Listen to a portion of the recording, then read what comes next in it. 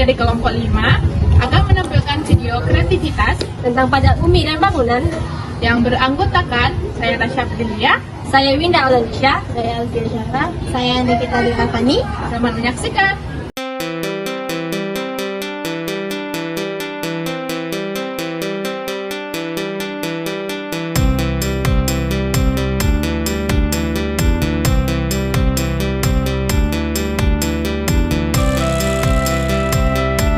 Baiklah, sebelum melihat cuplikan video selanjutnya, saya akan menjelaskan beberapa hal tentang PBB P2.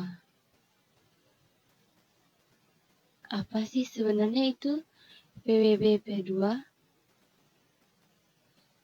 PBB P2 adalah pajak bumi dan bangunan, pedesaan dan perkotaan. Pajak bumi dan bangunan adalah pungutan wajib atas kepemilikan tanah atau bangunan yang memiliki nilai manfaat atas bangunan atau tanah tersebut.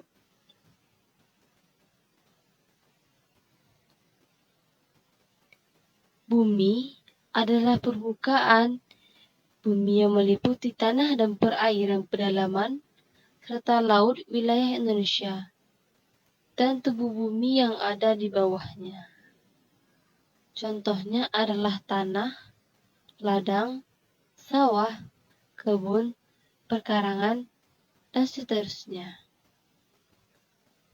Bangunan adalah konstruksi teknik yang ditanam atau dilekatkan secara tetap pada tanah dan atau perairan. Contohnya adalah rumah tempat tinggal, bangunan domisili usaha, gedung bertingkat, jalan tol, pusat perbelanjaan, dan lain sebagainya.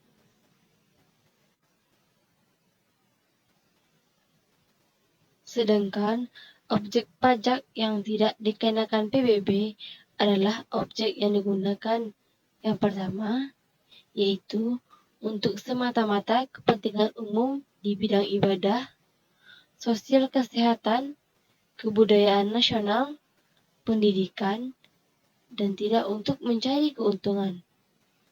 Contohnya masjid, rumah sakit pemerintah, sekolah, panti asuhan, dan lain sebagainya.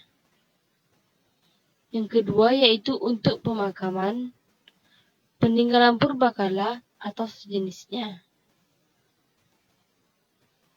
Yang ketiga, sebagai hutan lindung, suaka alam, taman nasional, ataupun hutan wisata. Pengembalaan yang desa kuasai dan tanah negara yang belum dibebani hak. Yang keempat, oleh perwakilan diplomatik berdasarkan asas perlakuan timbal balik. Yang selanjutnya yaitu oleh badan dan perwakilan organisasi internasional yang ditentukan oleh Menteri Keuangan.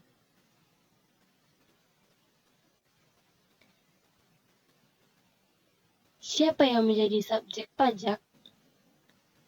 Berikut ini kriteria untuk mengetahui apakah seseorang wajib membayar PBB setiap periode tahunnya.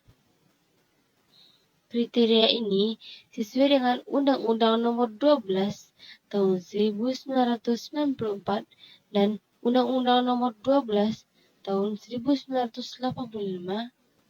antara lain, yaitu yang pertama, mempunyai bukti kepemilikan sah atas bumi ataupun tanah. Yang kedua yaitu memperoleh manfaat atas bumi atau tanah yang dimiliki. Yang ketiga, mempunyai bangunan fisik. Yang keempat, mempunyai hak dan kekuasaan atas bangunan. Yang kelima, mendapatkan beragam manfaat aset bangunan. A few moments later. Di mana suatu ketika Seorang pegawai pajak yang sedang terburu-buru dan tidak sengaja menyenggol seseorang. Semua berkas yang dibawanya pun terjatuh. Lalu orang tersebut membantu dan melihat informasi bahwasannya pajak tahun ini naik. 2,000 years later. 1 hour later. 2 hours later. 3 hours later. A few moments later. Just then later. End of flashback.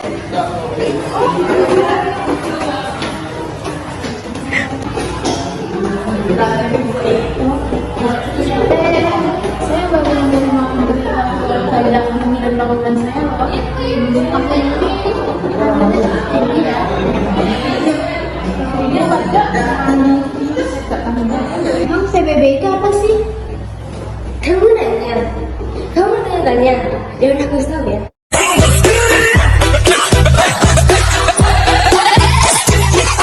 Kamu nanya? Ya udah, biar aku kasih tahu ya. Pajak bumi dan bangunan itu ini kan sana dong.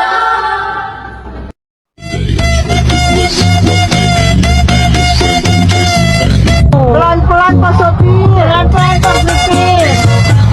Astagfirullahaladzim. Oke. Pajak bumi dan bangunan itu adalah pungutan wajib atas pemilikan tanah dan bangunan yang memiliki keuntungan dan nilai manfaat dari tanah dan bangunan tersebut. Tapi sayangnya pajak itu digunakan untuk membiayai layanan kota dan publik. Iya, itu juga termasuk dalam PBB. Iya benar, tapi saya pikir ada baiknya pemerintah lebih transparan menggunakan uang pajak tersebut. Ya, saya juga pengen tahu saya itu akan memberikan manfaat bagi negara ini. Kan pajak digunakan untuk memiliki fasilitas negara. Berarti pembangunan dan lain juga termasuk. Iya, Kenapa masih ada jalan yang rusak? mungkin karena bercanda.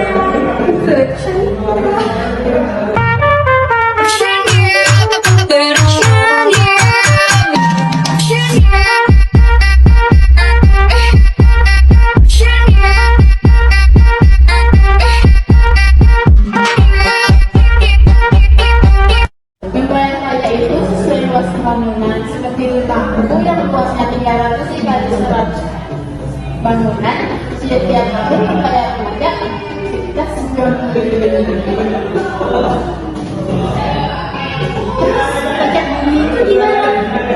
Pada waktu itu sama seperti pajak bangunan, cuma pajak bumi itu seperti sawah, ada seperti yang aku punya di pedesaan, mempunyai sawah dan ladang sekitar luasnya kalau nggak salah 20.000 meter.